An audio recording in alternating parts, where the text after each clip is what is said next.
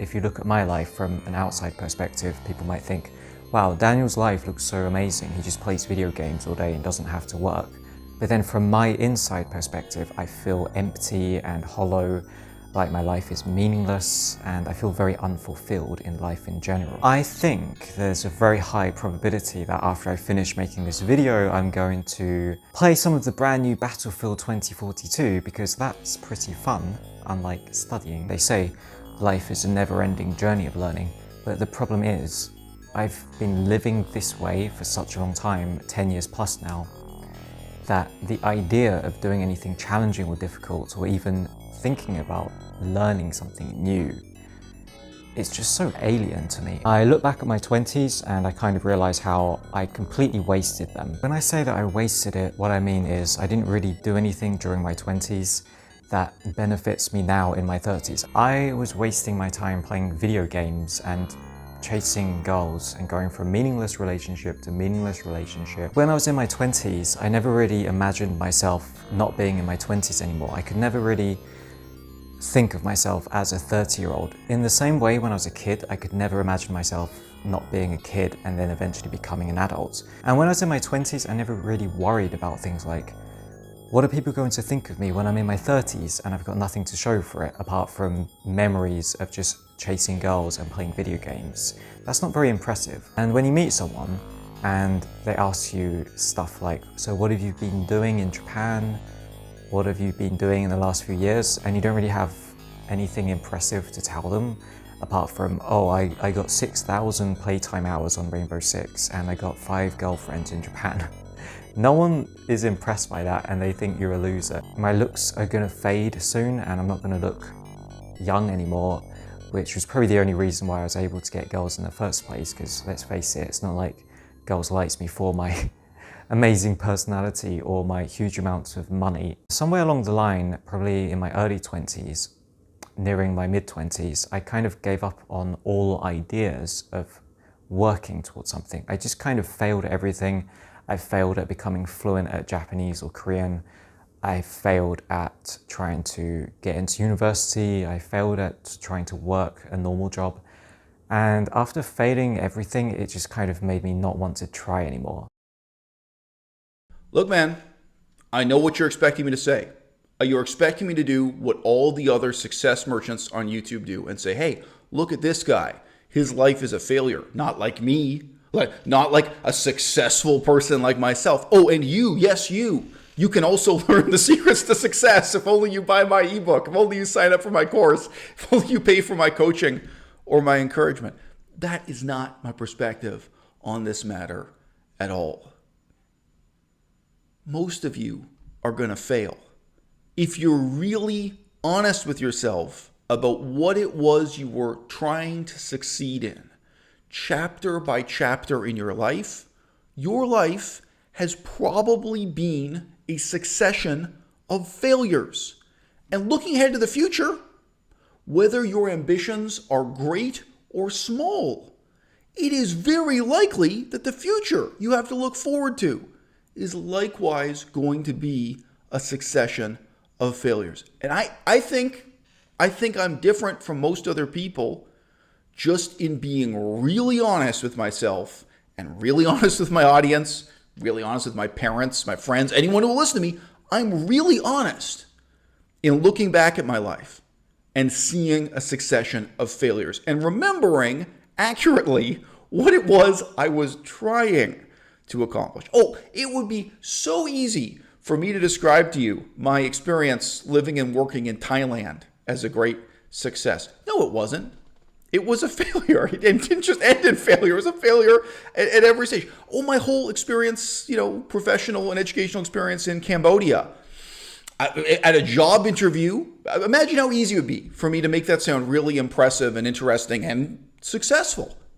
It was a failure. And if you think about what my aspirations were, what I wanted to do during those years of my life, and what I wanted to do in the next few years following after, right, was a total failure. Some of the failures in my life are easy to see from the outside, and some of them are harder to detect.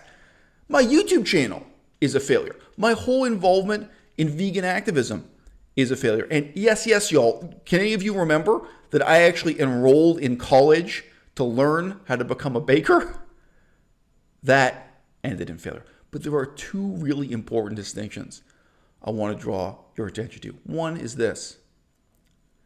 There's a huge difference between failing because of something that was lacking in yourself, because of something you did wrong, some passion, some characteristic, some capacity or ability that you didn't have.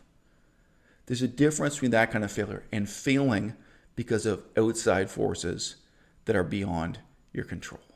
Those two things might not feel different from one another when you're actually living through it yourself. When you're the one who chose to enroll in a particular college, let's just say to learn how to be a vegan baker, and then you find out once you got there, once you've already paid your money, that that's going to be impossible.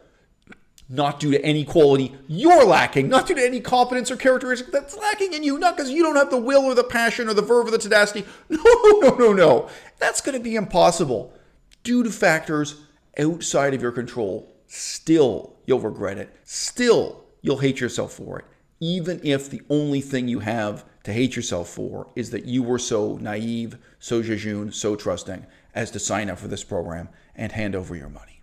That type of failure due to external factors, situations that are not under your control, there's no way you can see it coming. There's no way you can prepare yourself for it. But here's what you can do. You can choose to have ambitions. You can choose to have projects. You can choose to have objectives that are so meaningful that even if you fail, when you look back at them, when you look back on that series of chapters, that succession of failures, however you want to put it, you feel, wow, yes, that was a failure, but I learned so much. I benefited so much. I grew so much by living through that failure. Now, I just said to you a moment ago, my YouTube channel is a failure. What would be success when you're making YouTube videos talking about Socrates and Aristotle and Thucydides, ancient Greece and ancient Rome? I don't know. But I could keep on failing for the next 5 years. I could keep on reading and doing research and making videos about obscure topics in the history of politics and philosophy. I could just focus narrowly on Aristotle for the next couple of years. And even if I failed with every single video I uploaded, I'd be able to look back on that and say, well, yeah, that video only got 800 views, but I learned so much. I gained so much. If I look back on videos I did just a few years ago, I'm able to really feel how much I've learned because I'm able to watch that video and think, oh, if I were to make a video on that topic today, it would be so much different because of the reading I've done or just because of the way in which my own perspective has matured. It's the easiest thing in the world for a real estate agency to recruit someone by just showing them photographs of their most successful employees. They can hand out a folder to you. Say, oh, look, this is Dave. After just 2 years working here, he'd earned over $1 million in bonuses. And that all may be true. But can you ask them, do you have another folder for all the losers who worked here for years of their lives, for decades, and never made $1 million? Do you have a folder for all the people who maybe only worked here for 6 months or a year, and they were just terrible at the job and couldn't hack it, and then had to leave and find a new career path? Do you have some way of quantifying the extent and depth of failure? And if all you're motivated by is money, or if all you're motivated by is sex, or the strange, fleeting kind of enjoyment that comes from playing video games, if this doesn't work out, if it fails, when you look back at what you've done, what is it that you're going to feel you've really learned? In what way will you be able to say that this succession of failures has made you a better person? Y'all already know what it is. No pen, no paper. Hey, pulling caper with no mask. Get it how you live or don't live at all. For the niggas that say I can't do it, I'm doing it. Don't tell your mama now. I'm coming through there to get my motherfucking money. You already know what it is. Crunchy motherfucking black. Kill yourself. Slap for cash, nigga. Slap for motherfucking cash. Kill or kill, black red. Young pimp still in the motherfucking building. Memphis Black, I see you, baby. Get how you live, nigga. Get how you live. Why y'all around here hating? Cause I ain't throwing my money up for you hoes. Yeah, that's for the kids, bitch. I ain't doing all this shit for nothing. I ain't doing all this shit for nothing.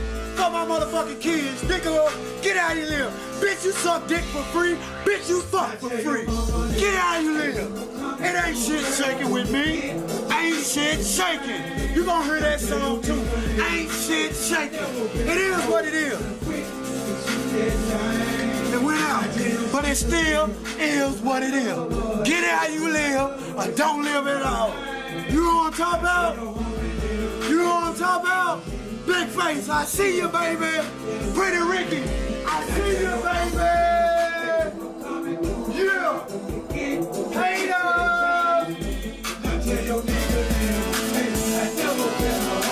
Killer kill. Black rag, nigga. It is what it is.